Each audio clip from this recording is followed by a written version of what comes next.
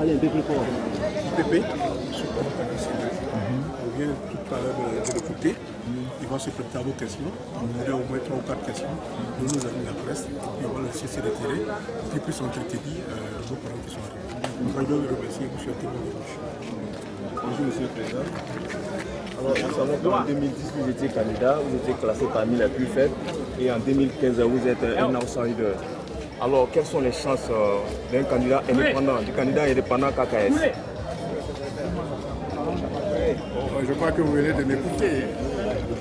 Et rien qu'à voir toute ma détermination, vous pouvez comprendre que je considère que mes chances sont intactes.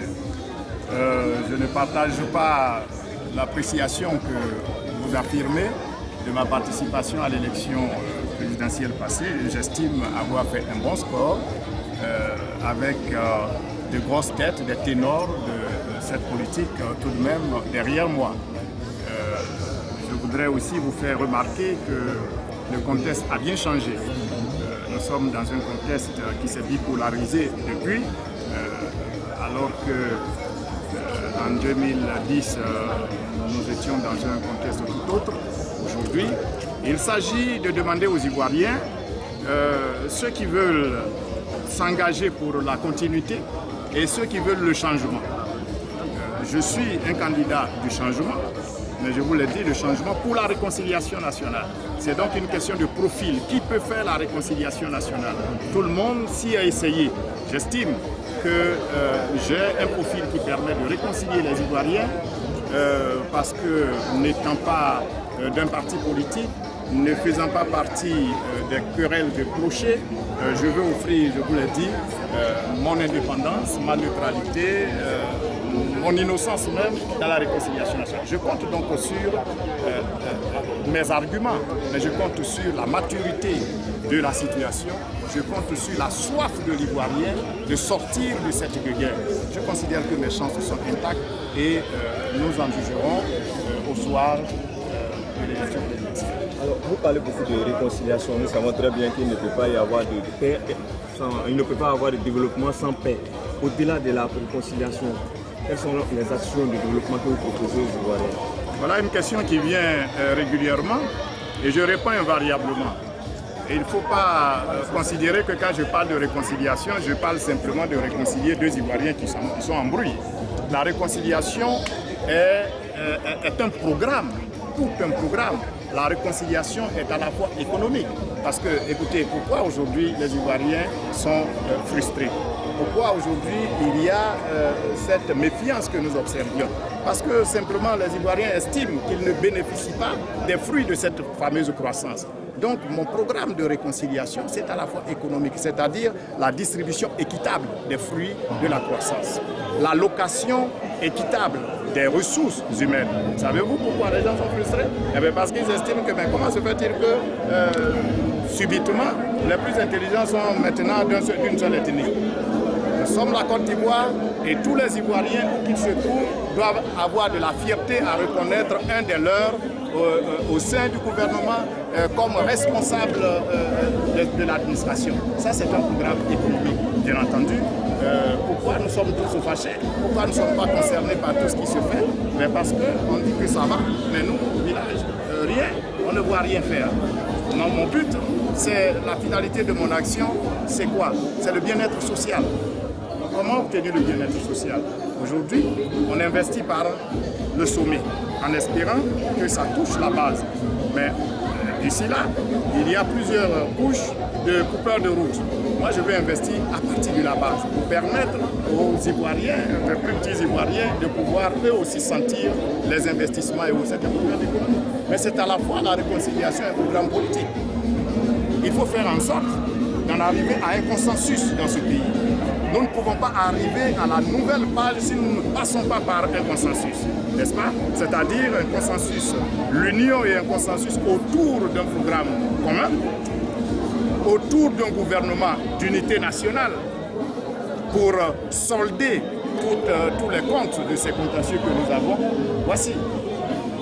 Donc la réconciliation dont je parle, ce n'est pas seulement envoyer des gens réconcilier les Ivoiriens, mais c'est distribuer les choses, faire en sorte que les Ivoiriens se sentent au même niveau de considération par l'État.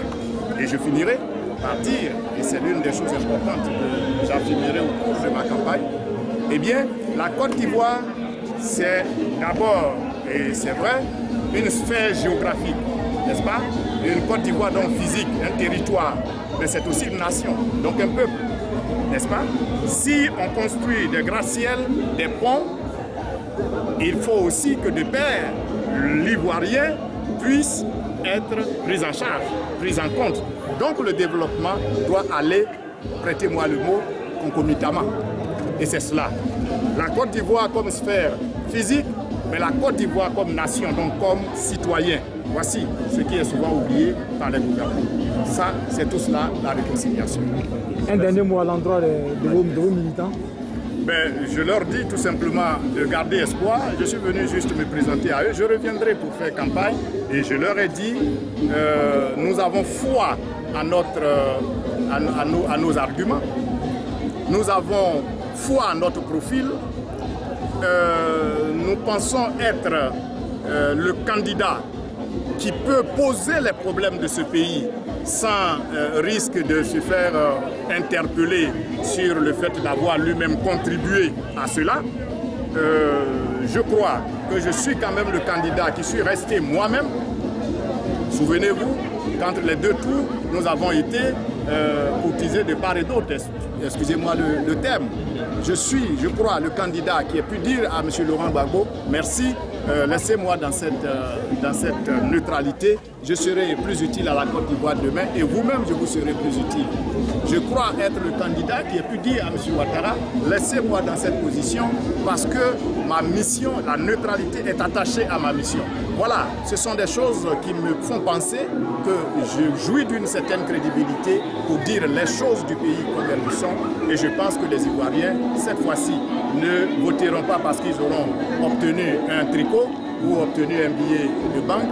Je crois que les Ivoiriens qui sont fatigués de cette situation vont voter utile. Merci. Alors, Président, dernière question. Vous avez demandé tout de suite à la classe politique actuelle de partir en congé. Comment est-ce que cela peut être possible et pourquoi? Je commence par le pourquoi. Eh bien, pourquoi? Parce qu'ils sont quand même, cette classe politique est, je crois, au bout de sa course. Je crois qu'elle a fait ce qu'elle a pu, n'est-ce pas? Quand on a 75, 76 ans, quand on a 80 ans et plus, on ne peut que faire valoir ses droits à la retraite. Moi encore, je suis gentil parce que je suis démocrate. Si les Ivoiriens veulent un président de 90 ans, de 100 ans, c'est leur problème. Je suis démocrate, je dis congé. C'est-à-dire qu'ils acceptent de se retirer un peu pour qu'on règle les problèmes qu'ils ont créés et qu'ils y reviennent s'ils veulent encore et s'ils en ont encore le temps. Ça, c'est le pourquoi. Et le comment, je suis celui qui prône la démocratie. Tout doit se faire. C'est pour ça que j'ai été l'un des premiers à déposer ma candidature.